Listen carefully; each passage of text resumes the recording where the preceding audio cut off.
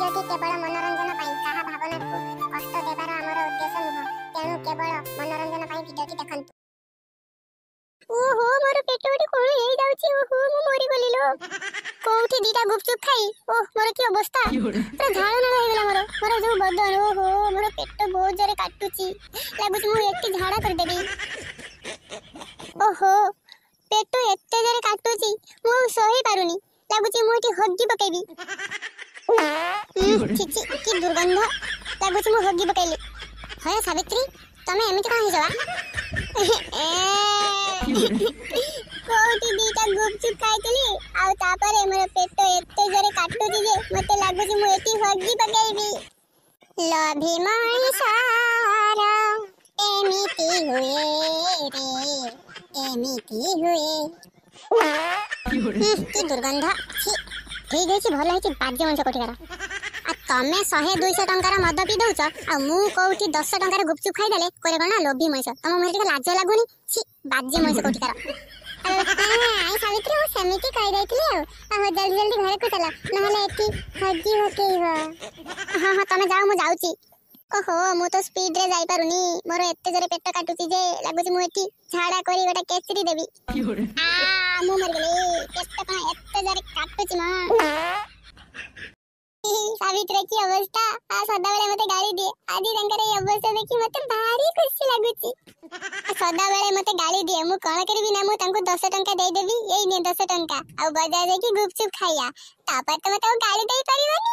ସେ ଖାଲି ଝାଡା କରିବ ହଗି ପକେଇବ ମତେ ଦେଖି ଖାଲି ହସିବି ଆଉ। ନା ଆଉ ବେଶୀ କିଛି କହିହବନି। ସାବିତ୍ରୀ ଆସିଗଲା ବୋଧେ ଆଉ। ଖାଇଅ ଆଜି ରୋଷେଇ ତମେ କରିବ। ସାବିତ୍ରୀ ରୋଷେଇ ତମେ ଭଲ ହେଇଗଲା ନା କଣ ବା? ଆଉ ତମେ କଣ ଚାହୁଁଛ ମୋ ସରି ପ୍ରୋବ୍ଲେମ ରହୁ ନା କଣ ଚାହୁଁଛ? ପଚାରୁଛି କଣ ନା ଭଲ ହେଇଗଲା। ସାବିତ୍ରୀ ସେମିତି କଥା ନୁହଁ। ମୁଁ ପଚାରୁଛି ତମକୁ ଭଲ ହେଇଗଲା ନା କଣ? ନା ମୁଁ ଭଲ ହେଇନି। ମୁଁ ସିଧା ହେଇଛି ସେଥିପାଇଁ ତମେ ପଚାରୁଛ ମୁଁ ଭଲ ହେଇଗଲା ନା କଣ? ନା ମୁଁ ଭଲ ହେଇନି। ମୁଁ ବାଟରେ ହଗି ପକେଇଛି ସେଥିପାଇଁ ଟିକେ ଶାନ୍ତି ଲାଗିଲା ଆଉ। ସାବିତ୍ରୀ ସତରେ ନା କଣ ବାଟରେ ହଗି ପକେଇଲା? ଭାରି ତମକୁ ହସ ଲାଗୁଛି ନାଇଁ ସାବିତ୍ରୀ ମୁଁ ସେମିତି କହିଦେଇଛି। ରାଗନା ପ୍ଲିଜ ମୁଁ ଯାଇକି ରୋଷେଇ କରିଦେବି। ହଁ ତମେ ଯାଅ ରୋଷେଇ କରିଦେବ। ଓହୋ ପୁଣି ତ ପେଟ କାଟିଲା ଆଉ ହବନି। ପୁଣି ମତେ ଯିବାକୁ ପଡିବ ଲାଟିନ୍।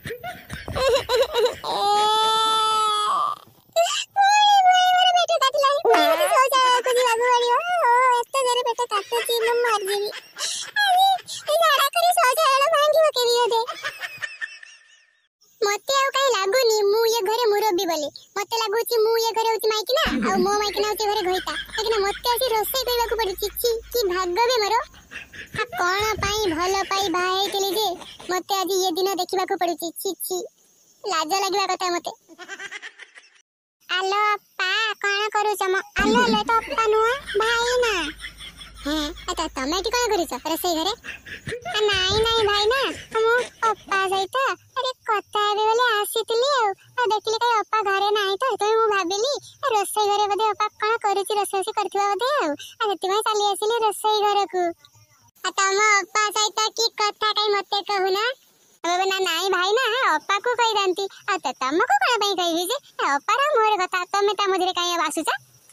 ओहो ताहेले तमे मो माइकिना को किसी गुण मंत्र दवा भाई आसला ना मु जानि परिची। सेति पई मो माइकिना खाली मो ऊपर गीत करूची। कहूची तमे घर सफा कर, घर पोछा लगा, झाड़ू मार, बासन माज, रोसई कर, माछ आनी भी मु माने माछ तयारी करूची सब करूची मु। त मो माइकिना खाली घरे बसी खाली गेम फुची आ मो ऊपर खाली नाटक करूची। तम जबु नाही नाई भाई ना तमे मते एमिति कोन पई कहतो जे मु एमिति कोन पई कहिबी तम माइकिना को कोन पई मसबी गुण मंत्र दबा पई? मु एमिति घर को आस्ती तम घर को कोन करछ? आ ताले मु आसीबी तम घर को तमे सीधा मना करि दियो। हां मु सीधा मना कर दउची।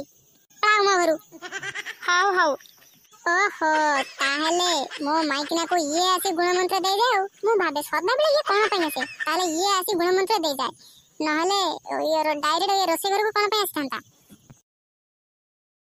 ओहो की शांति। ओह झाड़ा करी मु पतला हे गली।